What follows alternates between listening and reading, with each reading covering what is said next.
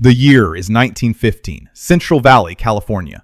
18 years have passed since the death of Dracula. In the middle of a desolate desert, a lone woman trudges through the heat and dust. She's desperate, looking for help, hoping to make it to the nearest town. A man on horseback appears on the trail. She flags him down, begs him for assistance. He barely glances her way, then rides off without a word, leaving her stranded. She continues on foot, her steps heavy, her breath short. Suddenly, she senses something nearby. There's movement among a cluster of trees ahead. She approaches cautiously, heart pounding, but before she can react, a shadowy figure grabs her. All we hear is her scream, fading into silence. We're then introduced to a small, isolated family living deep in the desert. Dr. Abraham, the quiet, stern father. Mina, his gentle but distant wife. Max, their curious and brave teenage son. Rudy, the younger brother, full of questions and fear. They live far from town, surrounded by dry land. Dr. Abraham was a stern and distant father. He kept his home tightly guarded, never allowing strangers inside, and forbade his children from interacting with outsiders, for reasons he never explained. In contrast, Mina, their mother, treated her sons with warmth and care, but she battled a mysterious illness, one that seemed to come and go without warning. One evening, Abraham walked to the bathroom there Max is bathing, knocked on the door, and called out to his son, "I need to talk to you, son." "They're back," Abraham said quietly. "The devils. They've returned. I need your help to stop them." There was a long pause, but finally, "All right. We'll face them together." Later that night, Max was jolted awake by strange noises coming from the basement. He followed the sound, cautiously descending the stairs. Near the far end of the room, he saw something that froze him in place. His mother, muttering to herself. She kept repeating in a dazed voice, "They've come back, but this time they're stronger, more dangerous." Max stepped forward gently. "Mom, you're exhausted. You need rest. Please, this isn't good for you." But just before leaving, Mina turned to him and revealed a deeply buried secret. "There's something I've never told anyone," she whispered. "For years, I dreamed of having a daughter. That dream never came true." The following morning, Dr. Abraham sat with Max and opened up about the dark beliefs he held, stories most would call myths. He asked his son directly, "Have you noticed anything strange about your mother lately? Has she been acting different?" Max hesitated, unsure how to respond. Dr. Abraham continued, "It started years ago, back when we were still living in London. One night, your mother was attacked by something not human. Since then, I've believed she was infected." He looked down, then added solemnly, "That's why we moved to California. I thought we could start fresh, leave the darkness behind. But I was wrong. Whatever we ran from, it's found us again. And this time, your mother is in real danger. I need you to protect her, Max, no matter what happens." Later that day, a girl named Elsie came rushing to the house, carrying her injured brother Eddie, who had been hurt while working in the fields nearby. Dr. Abraham immediately examined the boy and discovered he had multiple fractured ribs. With a calm but intense focus, he performed a minor surgery right there in the house. It was remarkable. As he bandaged the boy, Abraham said to Elsie, "The hospital's not far from here. Take him there for proper care, just in case." Meanwhile, inside the house, Mina was preparing breakfast for the family. Max stepped into the kitchen and asked, "Mom, what's for breakfast today?" Mina turned. "Blood pudding. It's been years since I made it." Max raised an eyebrow. At that moment, a starving bat, drawn by scent, swooped toward the house. It attacked Mina without warning. She screamed, staggering back, and yelled to Max, "Get away from me!" Max fought off the creature. In a desperate struggle, he managed to kill the bat, then quietly buried it in the woods. One evening, Rudy confided in Max about his concerns. He believed that the supernatural creatures their father often spoke about were actually real, and that he had even heard sounds coming from the basement. However, Max remained skeptical, insisting that such creatures did not exist and had never posed a threat to them. Rudy's words fell on deaf ears. The next day, Max escaped to the nearby hills to clear his head and play his guitar. Meanwhile, Elsie, the girl whose brother had helped, visited the house again, bearing cookies as a gesture of gratitude. Mina, however, cautioned Elsie about the neighborhood, reminding her of her past derogatory remarks and the dangers that lurked nearby. That night, their father assigned them a simple math problem as homework, but Max struggled to focus, leading to a heated exchange with Abraham. Mina intervened to calm the situation, but Abraham's frustration boiled over, causing him to stand up from his chair. After that, Mina apologized to her son for how Abraham always treated him harshly, explaining that it wasn't personal. Abraham was only trying to protect the family. Mina then began to share a past story about something that had happened to her husband. She revealed how both she and her husband had once encountered those beasts, and how she still felt the cold fear of that experience.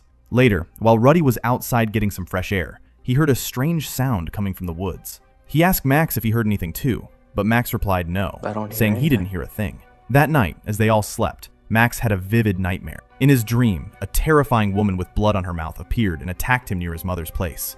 The next morning, when Max woke up, he saw his mother outside repeating a strange word over and over, but he didn't respond or react. Later, while chopping firewood, Max suddenly noticed his mother nearby and was startled.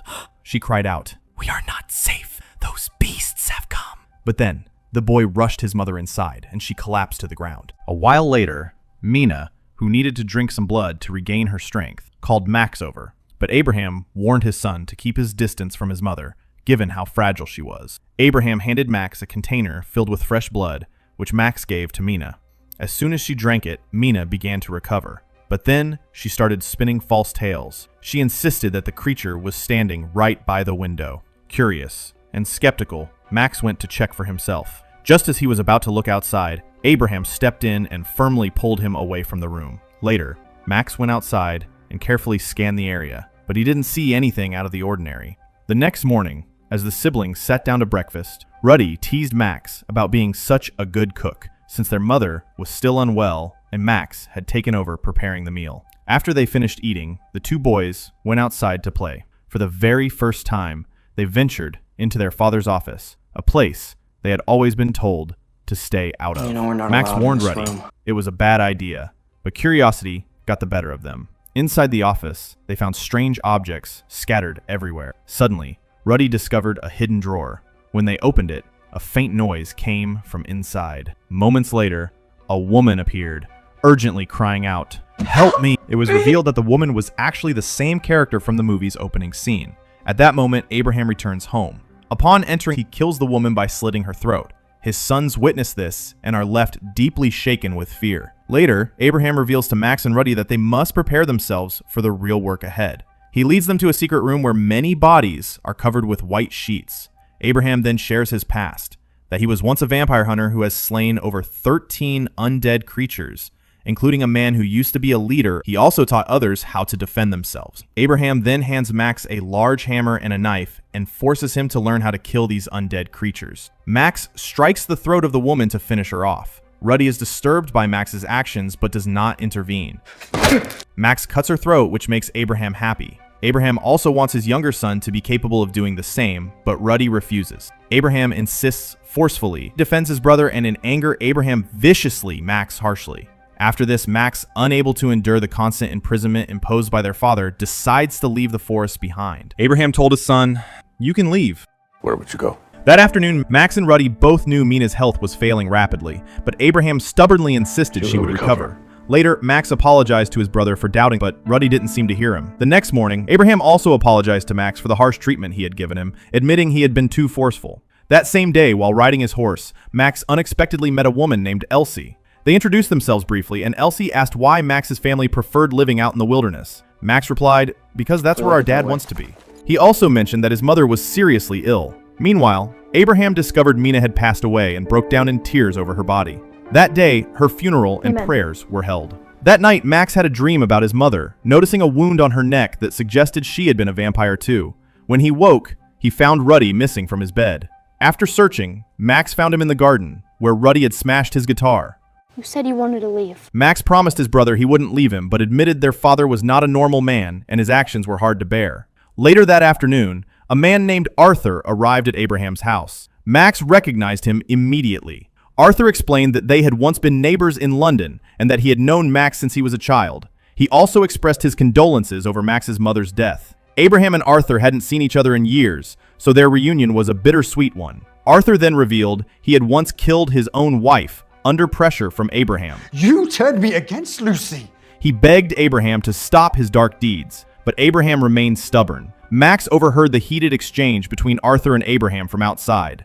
Eventually, Abraham angrily kicked Arthur out of the house. Before Arthur left, And what about Mina? he asked Abraham if he had been the one who killed his wife, Mina, but Abraham refused to answer. Shortly after, Max confronted his father and asked what he and Arthur had been discussing. Instead of answering, Come. There, he handed Max a book filled with sketches and notes about all the spirits and creatures Abraham had supposedly killed over the years. But Max didn't believe any of it. To him, the people in those drawings looked like innocent victims, and he began to see his father as completely insane. Worse yet, Max realized his own mother had died because of Abraham. Everything his father had been telling them for years, it was all lies. Without warning, Stay then. Abraham suddenly attacked Max and slashed his hand, injuring him. Then, he locked him inside the basement. Minutes later, Abraham took Rudy away from the house to train him. Meanwhile, Max managed to treat his wound with a bandage he found, and searched for a way to escape.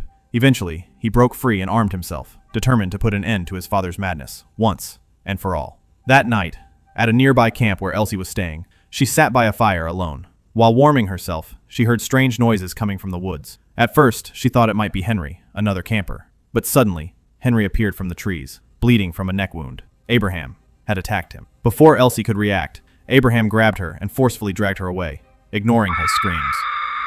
Max, who wasn't far off, heard her cries and rushed in that direction. Back at the scene, Abraham ordered Rudy to slit Elsie's throat, but the young boy hesitated, deeply unsure about going through with it. In a twist of fate, Rudy suddenly turned on his father and stabbed him in the stomach, finally lashing out after years of pain and manipulation. Max arrived just in time, emerging from behind and decapitating Abraham, ending the nightmare once and for all. Elsie, shocked by everything that had just happened, stared at Max in disbelief. She called him a murderer, but Max told her the truth. Abraham was a monster. The next morning, Max and Rudy packed their things and left the house behind, walking away from the lies they had lived with for years. From a distance, Elsie watched them disappear into the forest. And just like that, it was over.